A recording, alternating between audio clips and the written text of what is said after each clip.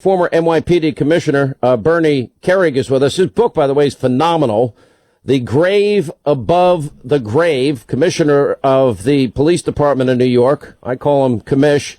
Dan Bongino, former Secret Service agent. His best-selling book is out now. It's called Spygate. Welcome both of you to the program today. The president condemning whoever is responsible for sending these items, and even then he's getting criticized. You know, you would think, listening to the media, that it was him who sent them. And meanwhile, they've been silent with all these public confrontations. Bernie, look, I've lived in New York a long time. It's been a while. I don't get mail anymore, but I've had the white powder scare. I had an assistant of mine quarantined for about 9 hours while they were testing out whether anthrax spores were in the package. It turned out, thankfully, that was not the case. We saw that a lot after 9/11. Yeah, you know what, Sean? This kind of reminds me of that because after 9/11, I think it was the first month anniversary after 9/11, we actually got anthrax at City Hall. We got it at ABC, NBC. I remember getting a call from Tom Brokaw's producers. And this is what that reminds me of. However, people have to keep in mind right now, we don't know if these packages, these devices are real. We don't know who sent them, what the purpose was. We're going to hear about a lot of false alarms in the next 2 days, perhaps.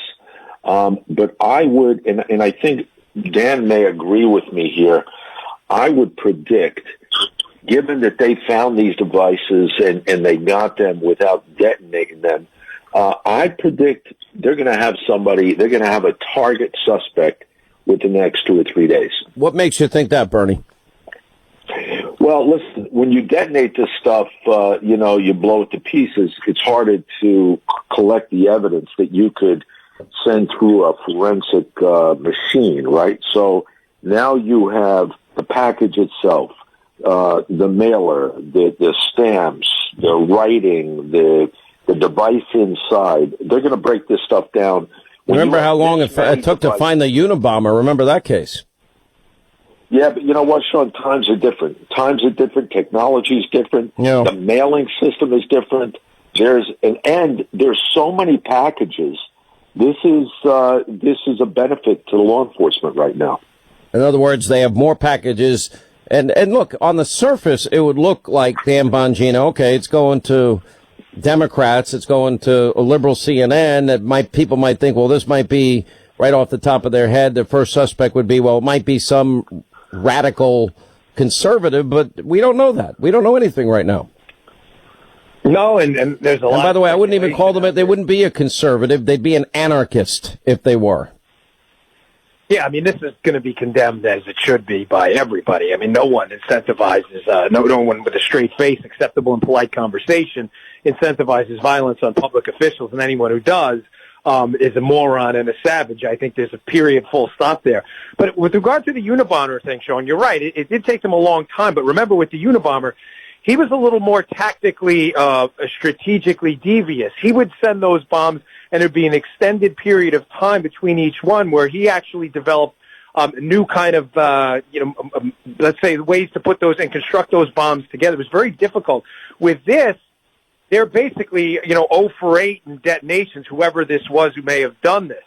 So it's going to be really hard for them not to have left behind in any of these multiple devices any clues. But there's a part of me that believes, Sean, that this person or persons wanted to be caught. I mean, some of the stuff is so amateurish, Sean. I'll give you a quick example. I mean, one of these devices sent to CNN was addressed to John Brennan, who doesn't work at CNN. I mean, it's not hard to figure out. You just go to the Internet, and you can figure out that John Brennan's an NBC comment. He's not a CNN contributor. This is just basic stuff. I mean, think about it. If you were enough of a savage and an animal to want to hurt someone or hurt someone in a mail processing facility, you think you'd do like basic homework like that. So it's very amateurish. The construction of it, from my experience in this, is amateurish as well. And, I agree with the former commissioner that I think it'll be a matter of a few days before someone or a group of people are caught. I hope they are, by the way. Everybody hopes they are. And, usually these things come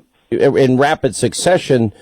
Commissioner, and I would expect that might be the case here, although it seems to have slowed down at least for today.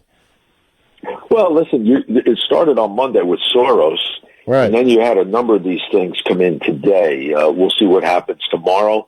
Like I said, we're also going to hear a lot of false alarms in the aftermath of the anthrax attacks in New York City. We got hundreds, just in New York City. There were hundreds and hundreds of false alarms over the next 2 weeks. So we'll hear about that. But, I agree with Dan. I think within a couple of days, they're going to have a target, at least, somebody they're looking at, because there's just way too much here that's been captured. Wouldn't you first be looking for some radical fringe? We often, after these, for example, school shootings, find that people telegraph what they're going to do ahead of time. I've got to assume here that maybe that would be the case as well, that this is some type of radical extremist that maybe doesn't like certain politicians, or could it be in reverse? I mean, you just don't know, right? No, given you're right, your analysis of the school shooting is absolutely correct.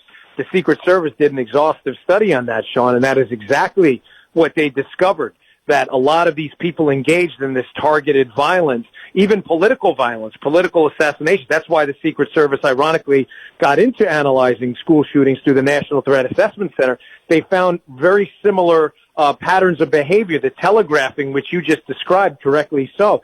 So it wouldn't surprise me, again, given what I see, based on, again, I haven't analyzed these devices, but having seen what the press has put out and what's in the media, they seem to be very amateurish devices, as if almost someone either didn't know what they were doing and weren't sophisticated enough, thankfully, to successfully pull this off. Again, thank God. Or they somehow wanted to get caught, like we saw in that bombing in Austin, where it just seemed to be so ridiculously amateurish that they almost weren't even trying to hide it. It's just a very bizarre. This whole case is very bizarre. Even look at something like the packaging. Notice the oversized typing in the pictures the media's put out about these devices.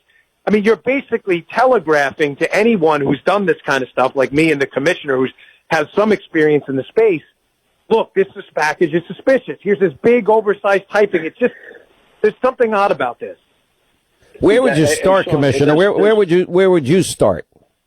Well, listen, there's one other thing that we haven't mentioned, and that is, what if it's a hoax? What if not one of these devices are real? What if they're not real at all, and this person, lunatic, whoever it is, just wanted to stir commotion and intimidate? That is a good possibility, given what Dan's saying, the amateur look of the packages. I would, I'd be skeptical, and I'd wait on the outcome of the forensics and the EOD people to see what they find in the devices themselves. So what you're really saying is what we should do in all cases is never rush to judgment. That's what you're saying, Absolutely. And I agree with you. Let the investigators do their job. You got the best of the best.